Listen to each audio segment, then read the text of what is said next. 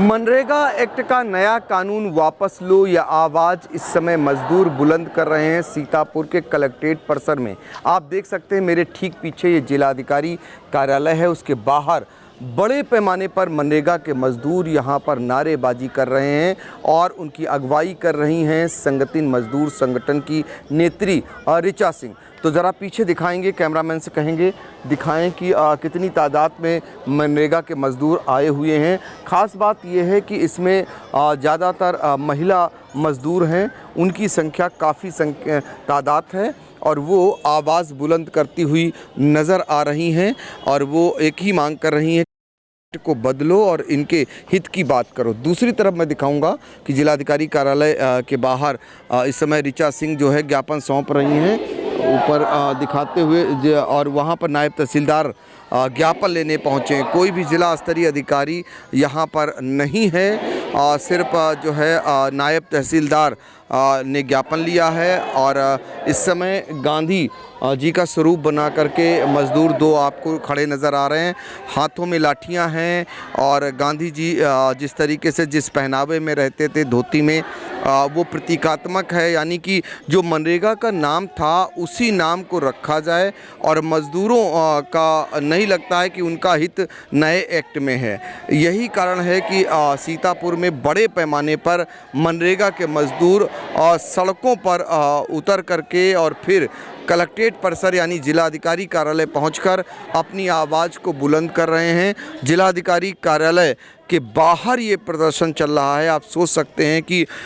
इतनी बड़ी तादाद में मनरेगा के मज़दूर इस एक्ट के विरोध में हैं। वो कह रहे हैं उन्हें स्वीकार नहीं है। तो सरकार तक ये बात ज़रूर जानी चाहिए ताकि उन्हें लगे कि जो आपने नया कानून जो आप लाए हैं, जिसको लेकर के पिछले दिनों आपने देखा होगा उत्तर प्रदेश सरकार के सभी ज़िलों में मंत्रियों को भेजा गया था उसके फ़ायदे गिनाने के लिए, ये बताने के लिए कि उनके हित में है, लेकिन जब उनके हित में है तो फिर आखिर ये मज़दूर सड़कों पर क्यों उतरा हुआ है, नारेबाजी क्यों कर रहा है, नारा क्यों बुलंद कर रहा है, ये बड़ा सवाल है। तो आप देखना होगा कि इसको लेकर के, चूँकि अब एक तरफ आक्रोशित है ये तबका, ये कह रहा है कि जब यूजीसी को लेकर के विरोध होता है तो उसके बाद तत्काल उसमें बात मान ली जाती है, लेकिन इनकी बात, मज़दूरों की बात क्यों नहीं मानी जाती है, ये बड़ा सवाल है। और देखिए कलेक्ट्रेट परिसर में अपनी बात को, अपनी आवाज़ को बुलंद करने के बाद अब ये मज़दूरों का जत्था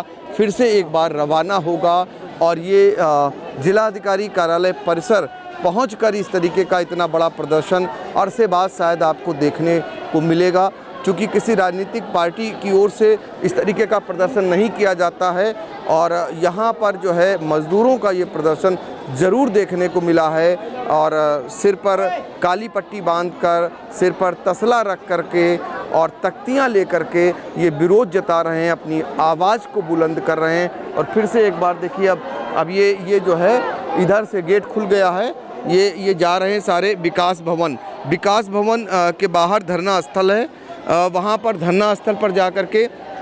अब अपनी आवाज़ को बुलंद करेंगे। तो ये मज़दूरों का बड़ा जत्था है, बड़ी संख्या में है, ये सड़कों पर कई किलोमीटर तक ये जो है सड़कों पर उतरकर जो मनरेगा के मज़दूरों का जो एक्ट है उसका विरोध दर्ज करा चुके हैं, अपनी आवाज़ को बुलंद कर चुके हैं। और चूँकि विकास भवन जहां से मनरेगा योजना संचालित होती है, यानी वहां पर इसके अधिकारी बैठते हैं, वो डीसी मनरेगा कहे जाते हैं और सीडीओ जो उसका सुपरविज़न करती हैं, अब वहां पहुंचेंगे। यहां पर चूँकि नायब तहसीलदार ने यहाँ पर ज्ञापन ले लिया है, अब वहाँ भी विकास भवन से भी हम उन तस्वीरों को आप तक पहुँचाने का काम करेंगे जो विरोध प्रदर्शन आगे आपको देखने को मिलेगा।